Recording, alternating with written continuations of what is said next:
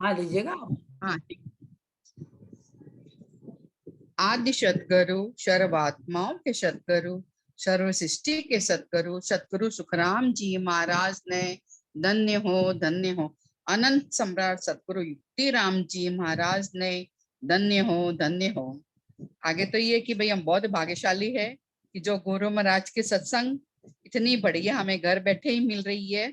इतना अच्छा लग रहा है, इसका तो वर्णन ही नहीं कर सकते हैं। और साथ साथ में साखी और पद गायन और उसका अर्थ करने का भी मौका मिल रहा है।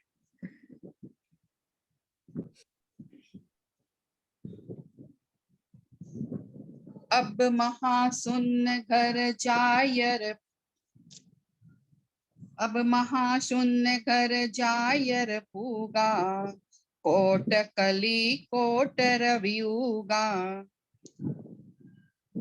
इमृत कुंड पीवे जल नावे, द्रव्य रूप देही बन जावे, सुरत रूप तजिया काया, द्रव्य रूप जन हो यशिधाया। आगे गुरु महाराज के बताए हुए ज्ञान को और उनके बताए हुए अनुसार भजन करने और उनके सत्ता के प्रभाव से 6 पूरब के और 6 पश्चिम के कमल को भजन द्वारा छेदन करके जब महाशून्य में जीव पहुंचता है, उस घर में भजन का आनंद ही आनंद आने लगता है।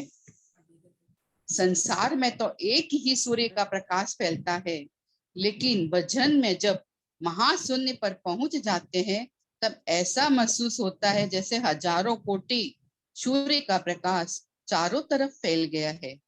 सूरत और शब्द जब ध्यान में लग जाता है तब इस तरह से महसूस होता है जैसे अमृत का कुंड होता है, उसको पीने या नहाने से काया द्रव रूप बन जाती है। और इस तरह सूरत और शब्द के मिलने पर हृदय भजन करने पर द्रव्य रूप हो जाता है और शत्रुगुरु शरण में जाने से और भजन करने से मोक्ष के वासी हो जाते हैं। इस सूरत और शब्द के मिलने पर हृदय भजन करने पर द्रव्य रूप हो जाता है और मोक्ष के वासी हो जाते हैं। राम राम शाह। हाँ राम राम भाई साहब, साखी लिए आपने, आपका बहुत बहुत आभार। समझाने का बहुत अच्छा प्रयास किया, उसके लिए भी आपका आभार, धन्यवाद। अब गुरु हाँ, महाराज ने राम राम शाह। बताए तो ये जो 3 ब्रह्म के 13 लोक हैं उन लोगों का वर्णन करते तो शिव ब्रह्म के आगे महाशून्य है, तो उसका वर्णन गुरु महाराज कर रहे हैं कि महाशून्य घर जाए पूगा। जब मैं वहां पहुंचा, वहां का वर्णन करके बताता हूँ कि कोट कली कोट रवि होगा, 1000 पांख का कमल, वहां तक हमारी जो सुषुम्ना नाड़ी है जिसको सहस्त्राधार कहते, वो जगह तक मैं जाकर पहुंच गया।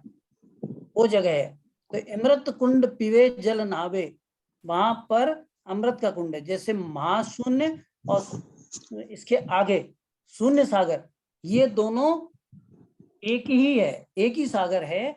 जो महाशून्य है वो शिव मतलब बाउंड्री से पहले है और शून्य सागर उसके बाद की स्थिति बताई गई है।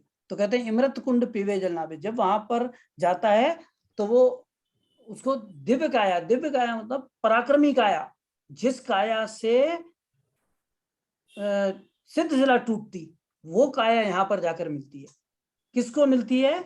कि जिसने गुरु महाराज की विधि के अनुसार भजन करके निरंतर की प्राप्ति करी है, जो सतगुरु शरण में गया और सतगुरु के पराक्रम से, सतगुरु की सत्ता से, जो आज हमने सत्ता सुनी, उस सत्ता का प्रभाव ऐसा होता है कि उसको दिव्य काया मिल जाती है, एक एक चीज उसकी छूट जाती है। जैसा आज हमारी चेतना जी दीदी ने बताया कि आपके कहाँ पर तो इच्छा, जो हमारी जगत में आने की जो इच्छा है वो कहां से खत्म हो जाती कि जैसे ही हमारे कंठ पे निरंतर प्रकट हुआ, इच्छा खत्म हो गई, 5 वासनाएं कहां निकल गई? नाभि पे।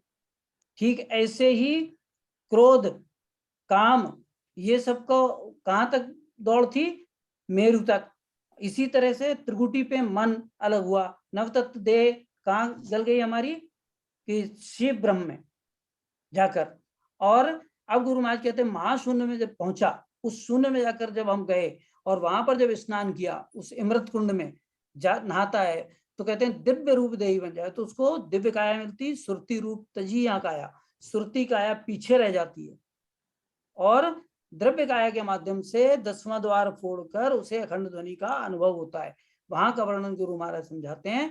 तो जो शब्द अनुभव है वो साखी इसमें मिसिंग है, इसलिए साखी की दूसरी लाइन इसमें नहीं दी गई है। बहुत अच्छा प्रयास रहा आज का, एक एक स्थान का वर्णन हमने लिया, अलौकिक ग्रंथ से, सुख विलास ग्रंथ से, ध्यान समाज से, घट पर्चा से, ये सब हम ले रहे हैं। इस तरह से हमने